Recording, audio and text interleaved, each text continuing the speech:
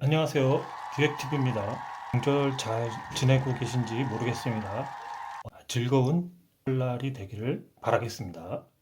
그럼 이제 쉬시면서 편하게 다음 주에 이제 시황에 대해서 먼저 한번 간단히 이야기해 보겠습니다. 먼저 이제 다음 주는 이제 1월 마지막 주입니다. 근데 이제 지금 이제 미국 같은 경우 우선 이제 다우지수와 나스닥 지수를 한번 보겠습니다. 이게 이제 유동성에 의해 지금 최고가를 경신 중입니다. 그래서 이제 조정 하락을 기다리고 있는 상황입니다. 그러니까 이제 뭐 조정이 언제 올지는 모르지만 어쨌든 최고가를 경신하면 언젠가 또 하락이 있다는 것을 예상할 수가 있습니다. 우리나라 코스피하고 코스닥 월봉을 한번 보겠습니다. 이제 코스피 같은 경우 이제 월봉이 방향성을 찾는 중입니다. 그리고 이제 코스닥 같은 경우도 지금 월봉상 보면 이제 추세를 만드는 중. 이제 지지선은 이제 5일선. 코스피가 이제 지지선 같은 경우 더 확실하게 되어 있습니다. 이게 미국장이 조정을 받는다면 코스닥이 더 심하게 5일선이 깨지면은 이제 더 많이 떨어질 확률이 높습니다. 이제 우리나라 같은 경우 코스닥이 좀 더 불안해 보이죠. 만약에 미국에서 조정이 본격적으로 시작된다면. 쉬시면서 이제 한번 생각해 보시라고 이제 주식 분석에 대한 얘기를 좀 해보겠습니다. 주식 분석은 이제 기업을 분석하냐, 세력을 분석하냐에 따라서 조금 차이가 있습니다. 일반적으로 이제 기업을 분석을 많이 하죠. 기업 분석은 이제 이렇게 보면 유튜브를 보면 됩니다. 그러니까 뭐 실적주는 실적이 앞으로 오를지를 분석, 작전주는 그러니까 이거 이제 재료주라고도 하는데 시나리오가 좋을지 또는 거품이 일어날 수 있는지를 분석하면 됩니다. 그러나 이제 세력을 분석한다는 걸로 봤을 때는 입체적 분석이 필요합니다. 겉과 속면을 분석해야 합니다. 그래서 이제 세력이라는 용어가 나왔어요. 세력을 한번 위주로 분석하는 방법에 대해서 한번 이야기해 보겠습니다. 이게 이제 기존에는 잘 다루지 않는 방법이에요. 이제 세력을 이제 중심으로 분석을 한다는 거는 세력은 뭐냐 먼저 물량을 잡은 자 여윳돈으로 물론 뭐 대출이나 사채를 끌어서 할 수도 있겠죠. 그 다음에 주가를 올려서 수익을 챙기려는 자 주가 조작의 실체입니다. 그리고 이제 대형주 같은 경우는 이렇게 기관이나 외국인 또 개인 이렇게 세 가지 이제 그 세력이 있죠.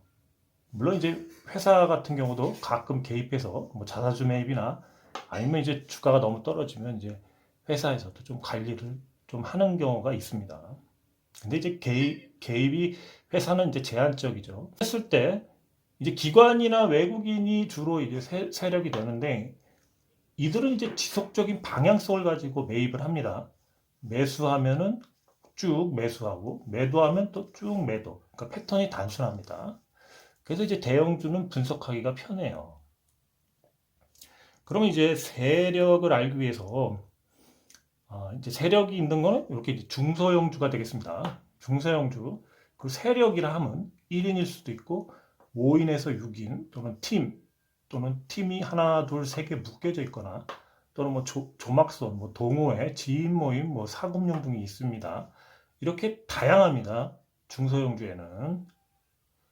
그리고 이제 중소형주 역시도 너무 거래가 없거나 이제 세력이 붙질 않으면 이제 회사에서 뭐 직원 한 명이 뭐 어느 정도 이렇게 너무 떨어지지만 않게끔 이렇게 관리하는 경우도 있습니다. 그러니까 소외주 같은 경우 그렇습니다. 그러면 이제 이런 거의 특징은 뭐냐면 전현직 금융원 종사자가 많이 가입을 합니다. 중소형주 같은 경우 뭐 애널리스트부터 해가지고 뭐 어디 뭐 펀드 매니저였다 뭐 이런 분들부터 금융업에 있는 저기 사람들이 선후배 관계나 뭐 이렇게 땡겨서 서로 세력을 만들죠. 네. 그럼 이제 세력은 이제 1인 내가 될 수 있는 거죠. 왜 어떻게 내가 될 수 있냐? 1인 혼자가 될 수 있냐? 그러니까 저 같은 경우도 될 수 있는데 그건 이제 간단한 거죠. 제가 이제 요 구간 일정 뭐 하루나 아니면 요 구간에서 제가 하루 동안 주가를 이렇게 조작하는 겁니다. 그래서 뭐 일정 구간 올렸다가 어느 구간에서 걸어놓고 또 사람들이 막 사게 해가지고 그걸 뭐 차명으로 팔았다. 뭐 이렇게 해서 제가 하루 동안 조작을 할 수도 있겠죠. 물론 이제 기존의 세력이 이를 거부하면 뭐 그 작전은 실패하는 거죠. 그러니까 세력이라는 건 어떤 특정 구간에서 제가 이제 주가를 조작하는 사람을 정의합니다. 그러니까 그 이야기를 해보면 이게 주식이 만약에 이렇게 10년짜리가 있을 때 이 10년이라는 구간을 한 세력이 관리하지는 않습니다. 그러니까 이제 만약에 요 구간에서 매집해서 이 구간까지 올려서 여기서 이제 매도를 하고 나간다고 생각합시다. 그럼 작전이 성공한 거죠.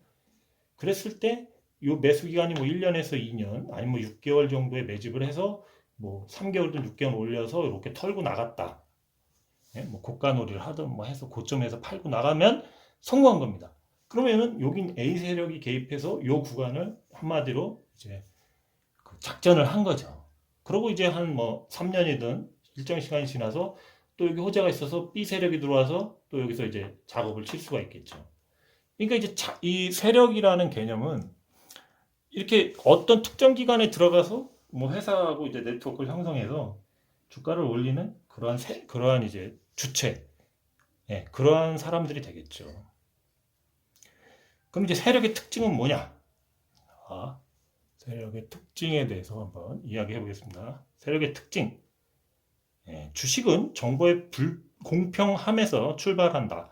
이를 인정해야 주식의 실체가 보인다. 터져나올 호재를 늦추거나 땡길 수 있다. 다수의 전문 인력이 분석한다. 나는 혼자 분석한다.